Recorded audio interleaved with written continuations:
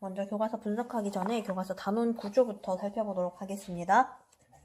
첫 번째 우리가 해야 될 단원이 사회문화현상의 이해라고 되어 있죠.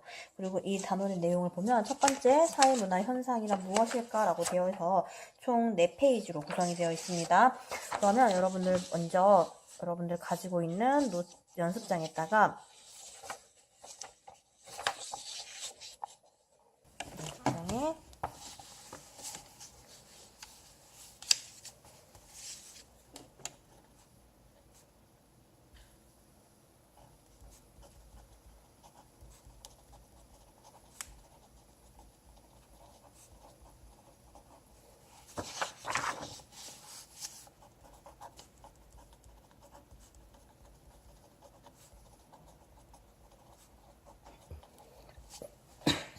이렇게만 쓰시고 그냥 교과서 내용을 이렇게 쭉 봐도 되지만 뭐 우리가 처음이기 때문에 교과서 내용 자체, 목차 자체를 한번 잡아보도록 할게요. 첫 번째, 사회, 문화 현상의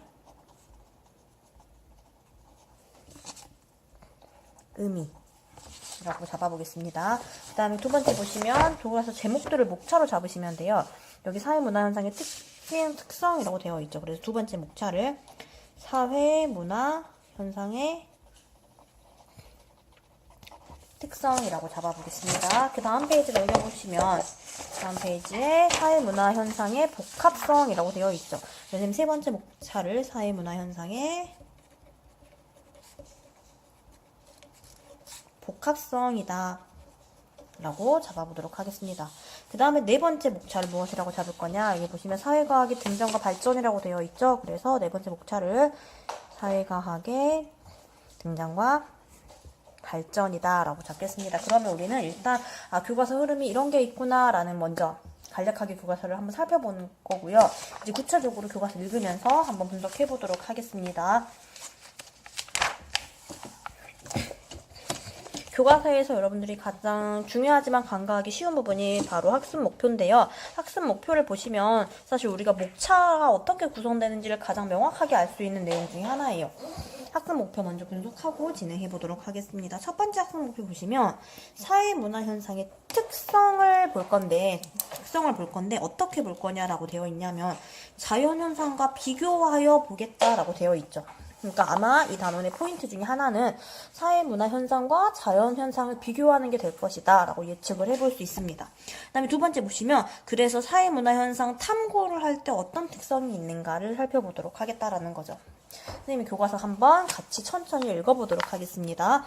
우리가 일상생활에서 겪는 다양한 경험은 크게 자연현상과 사회문화현상으로 나눌 수 있다 라고 읽으면 선생님이 학습 목표를 통해서 자연현상과 사회문화현상을 비교하는 게 핵심이 될 거라고 했죠.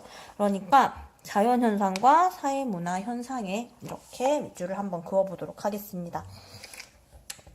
가뭄이 들고 폭우가 내리는 등 인간의 의도와 노력과는 상관없이 자연적으로 발생하는 현상이 있는데 이를 자연현상이다 라고 하겠죠.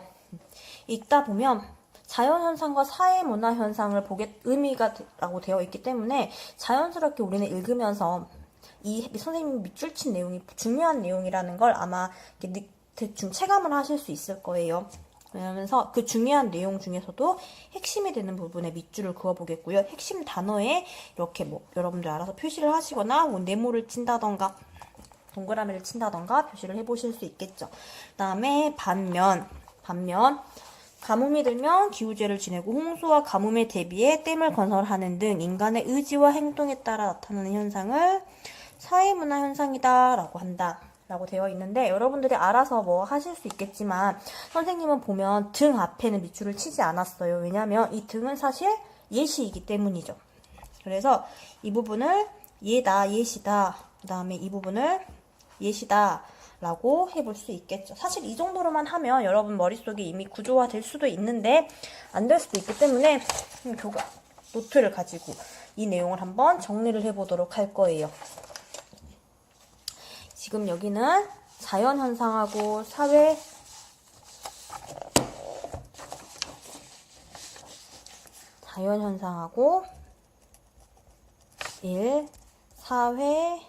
문화, 현상의 의미라고 되어 있는데 자연현상하고 사회, 문화 현상을 비교를 할 거죠. 그래서 선생님 생각에는 아마 이번에는 표가 적합할 것 같아서 이렇게 표로 그려보도록 하겠습니다. 그러면 의미를 살펴봤죠. 의미는 선생님 밑줄 친 부분입니다. 인간의 의도나 노력과는 상관없이 자연적으로 발생하는 현상이 의미이고, 그 다음에 사회문화 현상은 인간의 의지와 행동에 따라 나타나는 현상을 사회문화 현상이라고 하는데, 밑에다 칸 하나 더 그어 볼게요. 왜 더 그을 거냐? 예시를 제공을 했기 때문에 교과서에서 예시를 한번 써보도록 하겠습니다.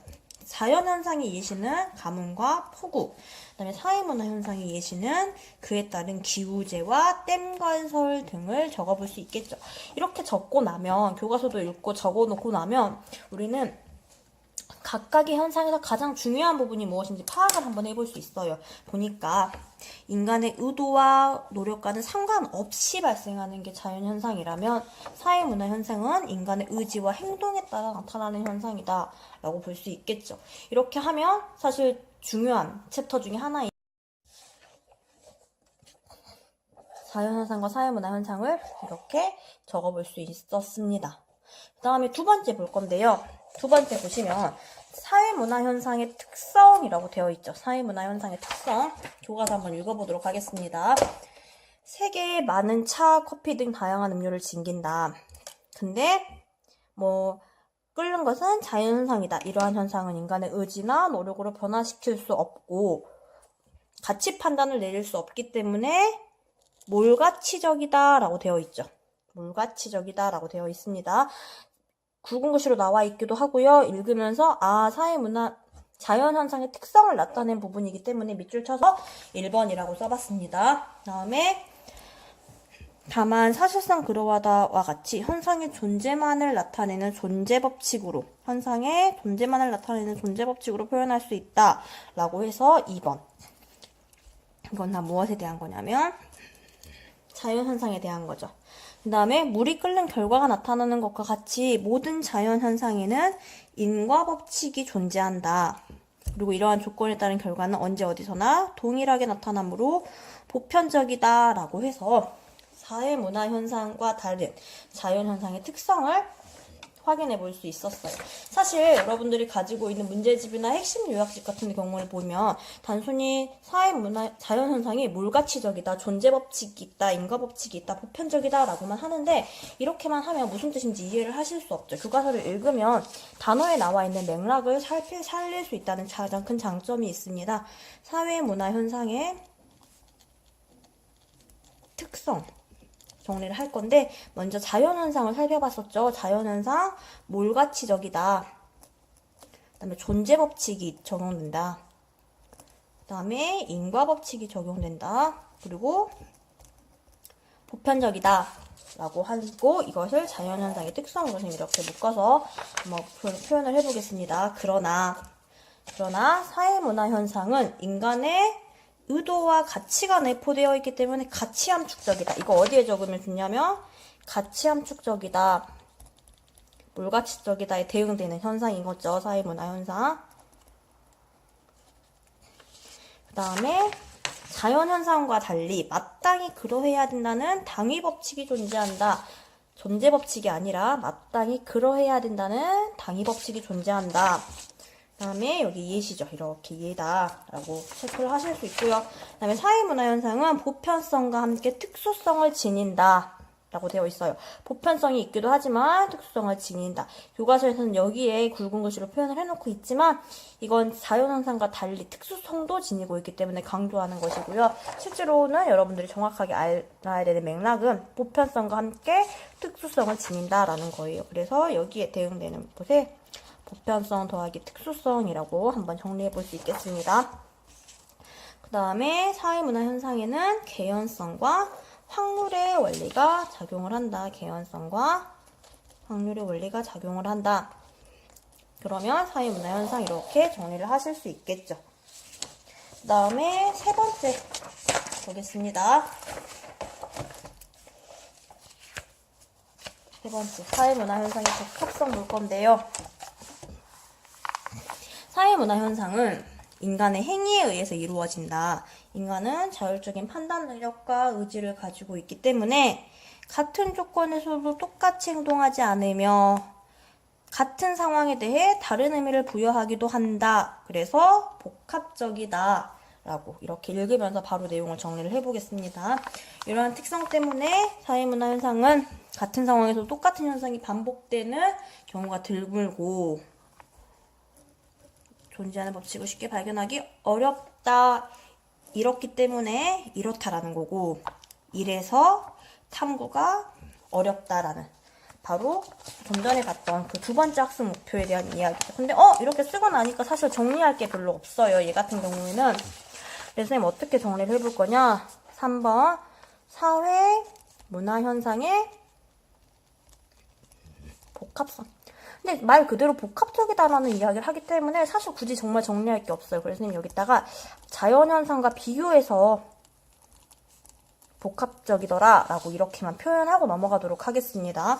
그 다음에 네 번째 마지막 사회과학의 등장과 발전 하겠습니다.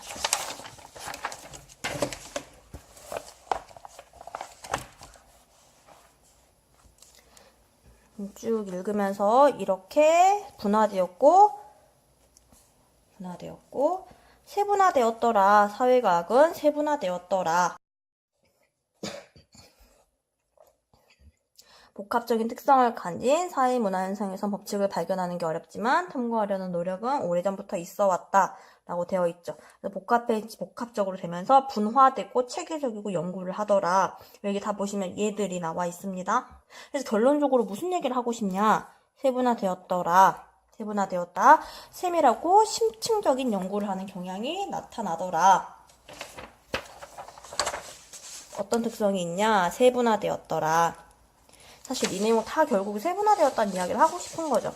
하지만 실제 사회현상은 밀접하게 관련되어 있다. 학문이 아무리 세분화되어 있어도 사회현상은 밀접하게 관련이 되어 있대요. 그래서 현상을 이해하기 위해서는 개별 학문의 성과를 종합하는 학문 간에를 연결시키는 간학문적인 탐구가 필요하다 라고 되어 있죠. 그래서 세분화되었더라. 그러나 현상은 서로 관련되어 있더라. 그래서 간학문적 탐구가 필요하다라고 되어 있습니다. 이렇게 하면 사실 이 내용을 정리를 하실 수 있어요. 이렇게 정리를 하고 나면 여러분들이 문제집에서 볼 수 있는 표들 여러분들이 직접 만들어내실 수 있고요. 사실 이 표 자체가 의미가 있다기보다는 정리하는 과정에서 여러분들이 생각했던 것들이 여러분들 공부하는데 훨씬 도움이 될 건데 보시면 중요한 부분에는 밑줄 그으려고 했습니다. 그 다음에 핵심 단어의 표기를 했고요. 병렬적인 내용들이 나열될 때는 번호를 매기기도 했죠. 그 다음에 반대되는 것, 현상이 나올 때는 선생님이 이런 식으로 표시를 해서 접속어에 표시를 해서 구분하려고 했습니다. 그 다음에 서로 연결되는 부분들이 있으면 화살표를 통해서 확인을 하려고 했죠. 이렇게 교과서를 읽으면서 여러분들 성향에 맞는 분석 방법을 사용을 하시고 여러분들 성향에 맞는 정리 방법을 사용을 하시면 아마 공부하는데 조금 더 도움이 될 것 같습니다.